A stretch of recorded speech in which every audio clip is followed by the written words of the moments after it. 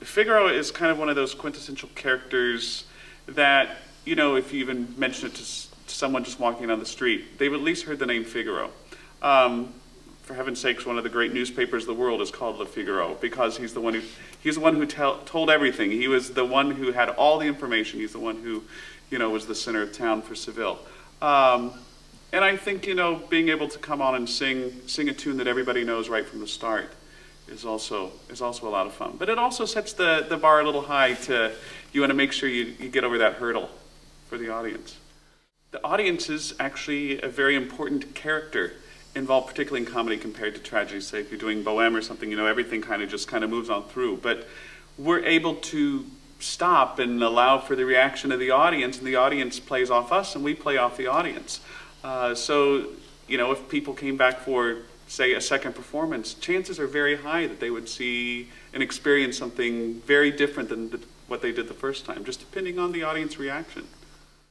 Well, I'm very lucky. With this cast, particularly Jennifer Rivera, Stephen Condi, Judy Kristen, and Nick Palm, we have all worked together many times. In particular with Jenny and Stephen, we've done the Barber Seville probably 4 or 5 productions each. And so our comfort level is pretty high.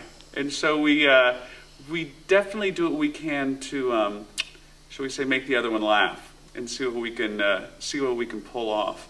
So for Chris to come in and, you know, he's always like, you know, let's start with my ideas, then we'll build on from there.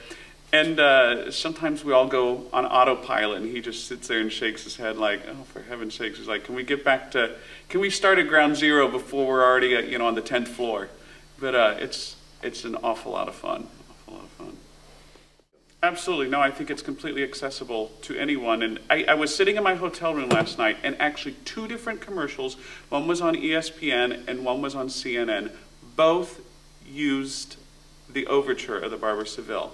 So that's one of the things I always say about the Barber is every single person that comes to that theater, I can guarantee, will have heard the music and been like, oh, I didn't know that's where that was from. And I drive my daughter to school in the morning, and I've been listening to Little Barber to refresh myself before I came out here. And she's 5 years old. And to see her just sitting there smiling out the window, just bouncing along, it's something, the music of Rossini and the music of this piece in particular, it's contagious, it's infectious. It's one of those things that just puts a smile on your face, and I think it's accessible to anyone. So I think it's a very good first choice for that person who's, you know, thought, well, maybe I should see an opera. Absolutely, you should see this one. It's a beautiful city. It's a city I've spent very little time in my life. I have a family in the Eugene area, but had only spent a couple days in Portland. And just the sheer beauty of the area, coupled with tomorrow we're going to go to some wineries and experience the region.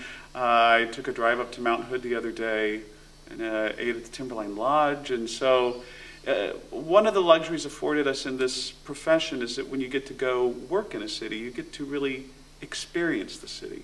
And this is a city that is chock full of experiences already. So we're having a great time.